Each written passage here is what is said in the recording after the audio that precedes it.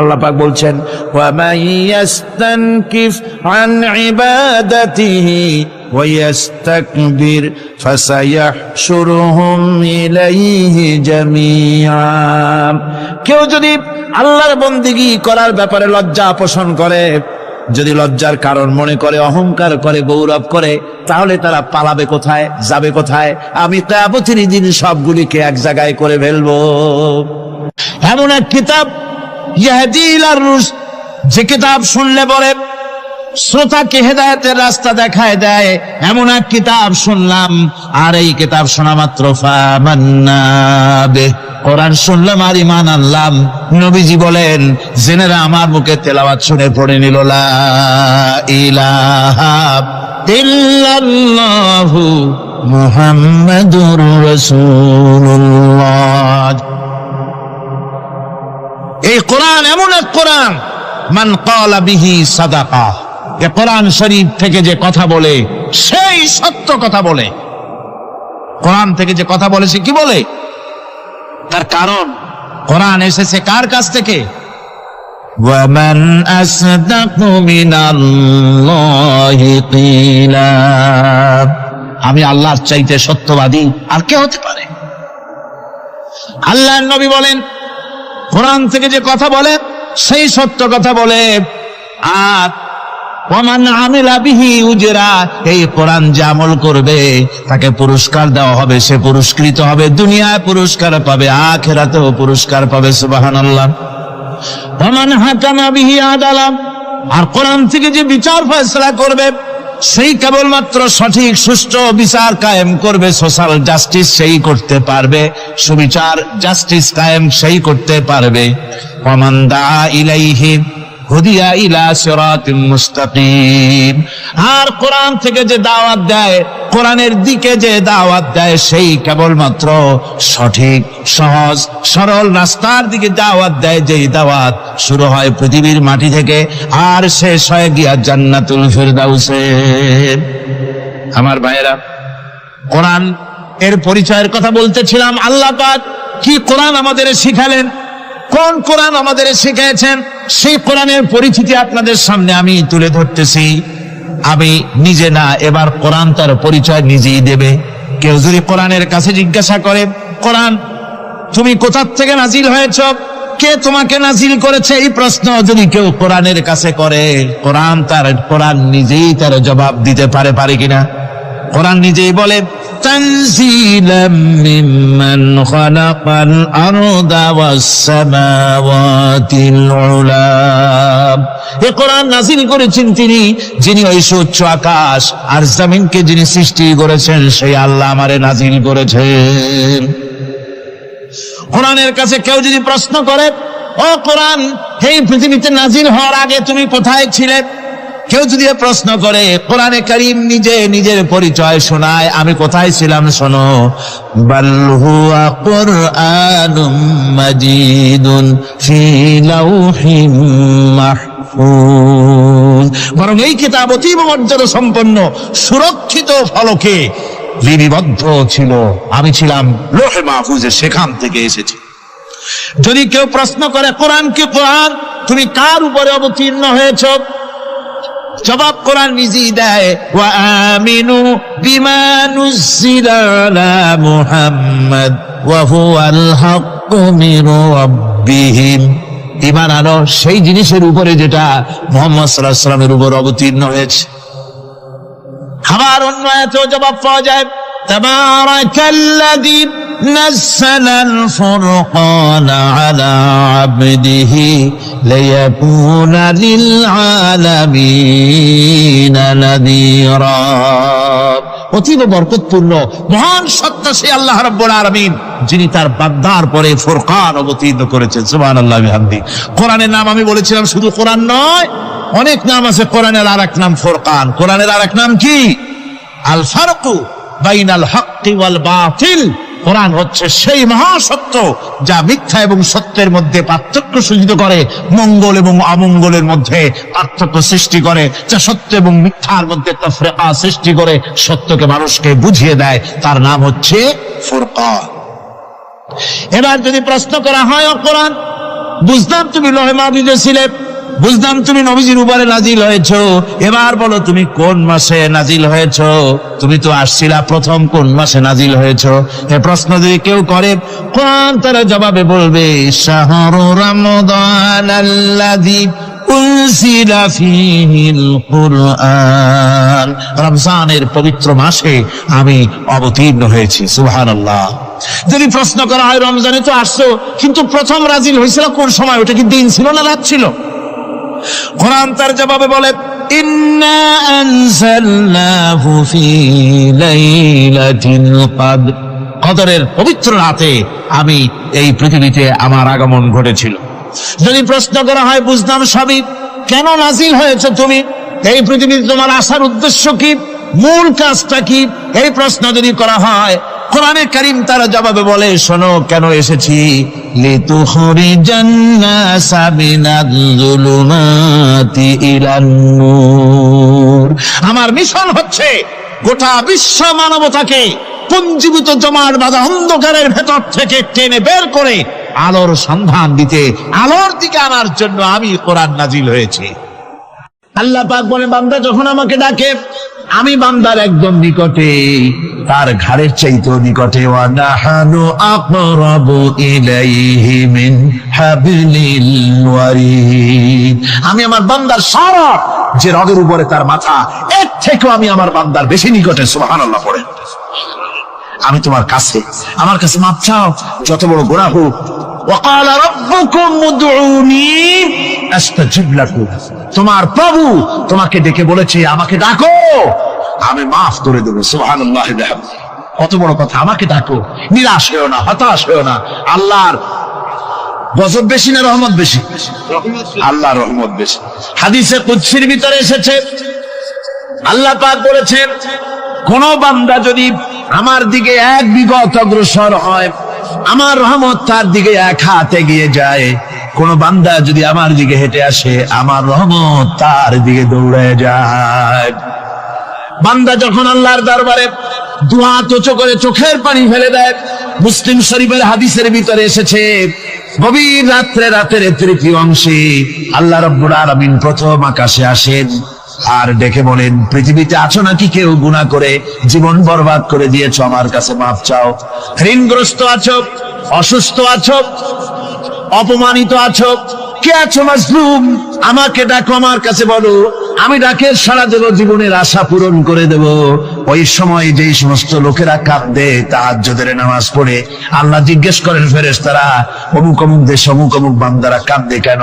ফেরেশতারা বলে রব্বুল আলামিন তুমি তো ভালো করে জানো। আল্লাহ বলেন জানি, তবুও তোমাদের মুখে শুনতে চাই। তারা বলে রব্বুল আলামিন তোমার এই বান্দা গুনাহ করেছি, গুনার জন্য মাফ চায়, জাহান্নাম থেকে বাঁচতে চায়। আল্লাহ পাক বলেন ফেরেশতারা আমার এই বান্দারা আমারে দেখেছে নাকি? বলে দেখে নাই। বলে আমার দোজখ দেখেছে নাকি? বলে না, তাও দেখে নাই। আমার বেহেশত দেখেছে নাকি? বলে না, তাও দেখে নাই।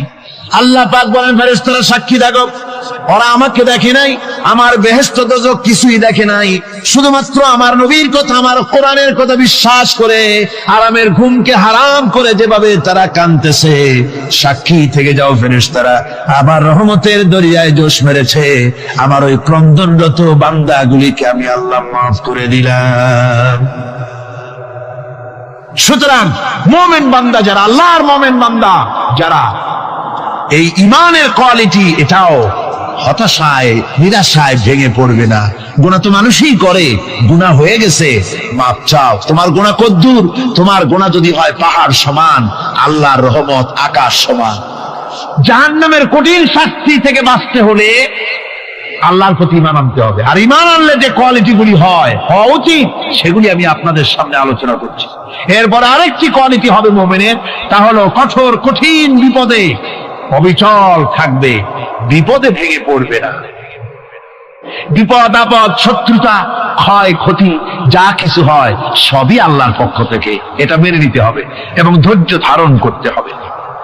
বিপদ মুসিবত শুধু উম্মতের জন্য নয়, দুনিয়ার সমস্ত নবীদের বিপদ এসেছে, হয় নাই? নবীদের বিপদ আসে নাই?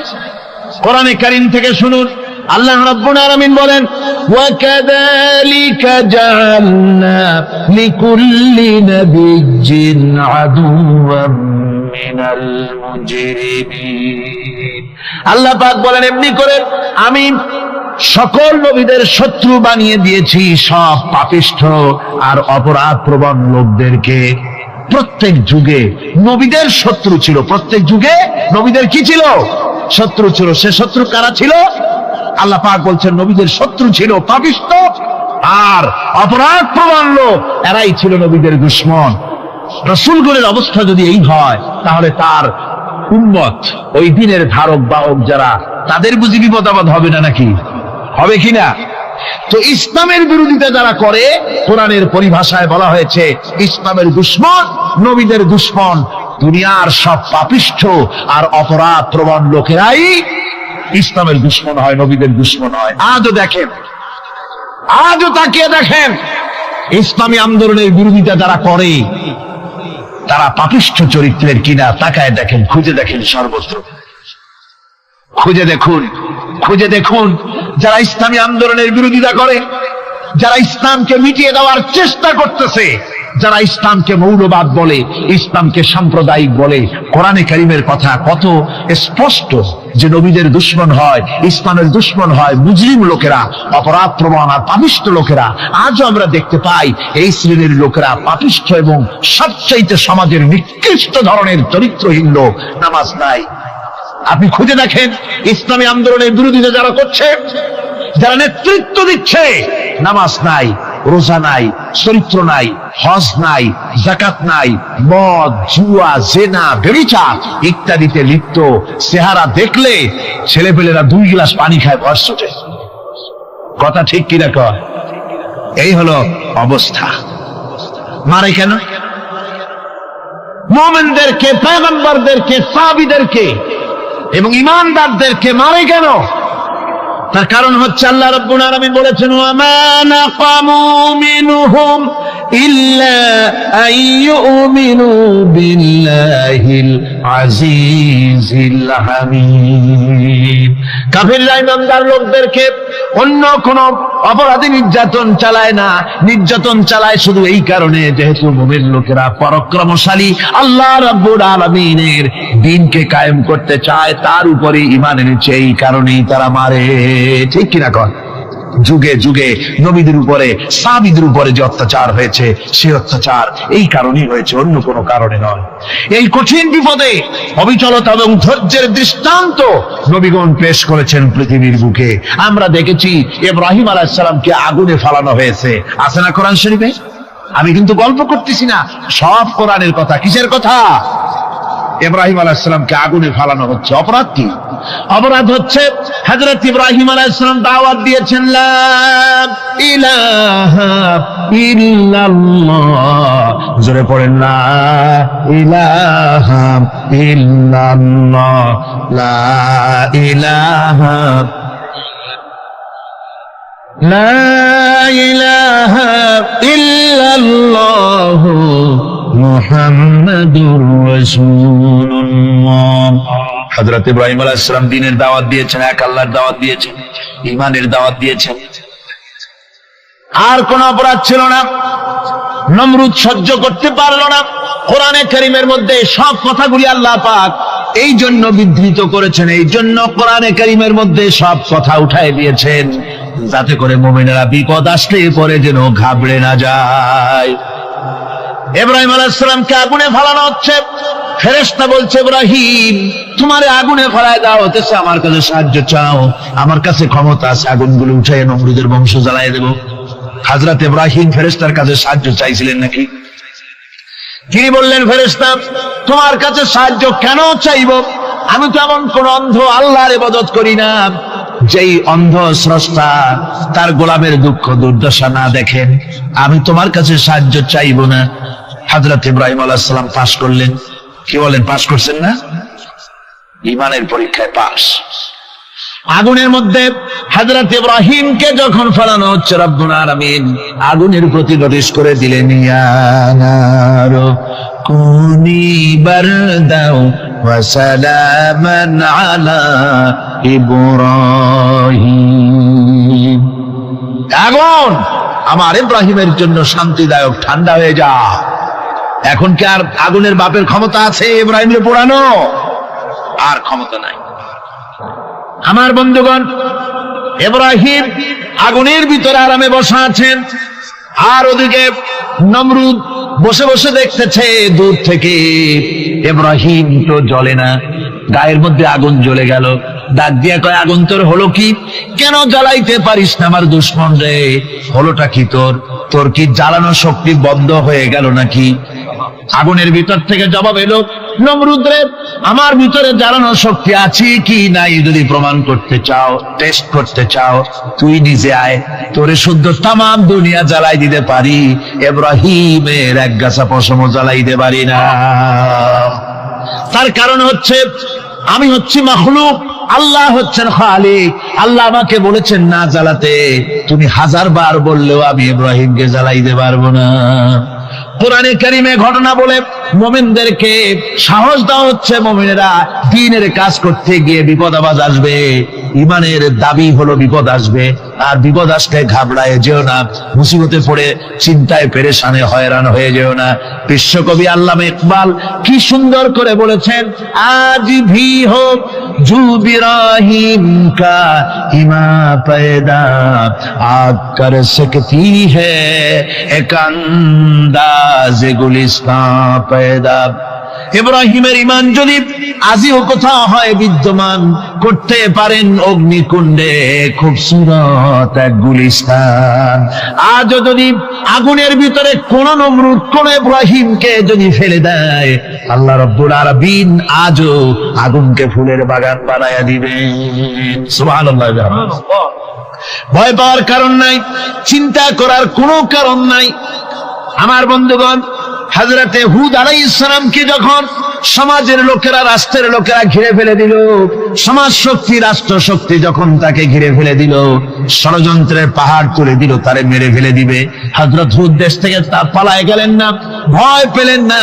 হযরতে হুদ আলাইহিস সালাম বললেন, কোরআনে কারিমে হযরত হুদের কথা কোট করা হলো, ফাকিদুনি জামিআন সুম্মা লা তুনজিরুন। সম্মিলিতভাবে ষড়যন্ত্র করো আমার বিরুদ্ধে, সবাই মিলে ষড়যন্ত্র করো, সুম্মা লা তুনজিরুন, আর আমাকে এতটুকু অবকাশ তোমরা দিও না। ইন্নী তাওয়াক্কালতু আলাল্লাহি রাব্বি ওয়া রাব্বিকুম, আমি ভরসা করেছি সেই আল্লাহর উপরে যার কুদরতি হাতের ভেতরে, যিনি আমাদের রব তোমাদেরও রব, আর যার কুদরতি হাতের ভিতরে তামাম পৃথিবীর জানগুলি যার হাতে, সে আল্লাহর উপরে ভরসা করেছি। ষড়যন্ত্র যদ্দূর আছে করতে থাকো, আমি ষড়যন্ত্র পরোয়া করি না। সুবহানাল্লাহ। এটাই হলো মুমিনের কোয়ালিটি।